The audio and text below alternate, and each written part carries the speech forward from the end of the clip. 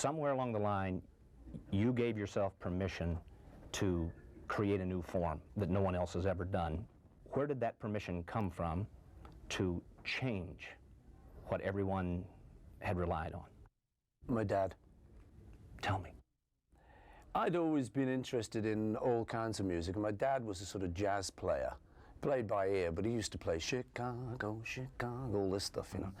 And his dad had said to him, oh, that's tin can music. His dad, who was like in an old brass band, he used to play a big E-flat bass, sort of boom, boom, boom, boom. And he used to say, oh, that's tin can music. So when I was growing up, he kind of understood that I was into rock and roll, and he didn't call it tin can music. He sort of understood what I was going through. But I picked up a lot of musicality from him. And I was a great lover in the early days of people like Peggy Lee. You know, so before rock and roll came along, there was Peggy Lee. And I was listening to her, so on one of the early Beatles albums, I do Till There Was You, which is actually a song from a musical, The Music Man. I didn't know that. I just knew it was sort of some nice song that Peggy sang.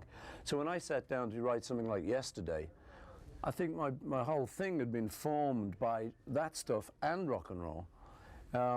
So one day I just dreamed yesterday. I woke up one morning, I had this little tune in my head, just popped out. So I think it was the love of all kinds of music rather than, you know, people think the Beatles, it was just rock and roll. But I mean, John had a lot of that too. One of his favorite songs was Little White Lies. And Girl of My Dreams, I Love You.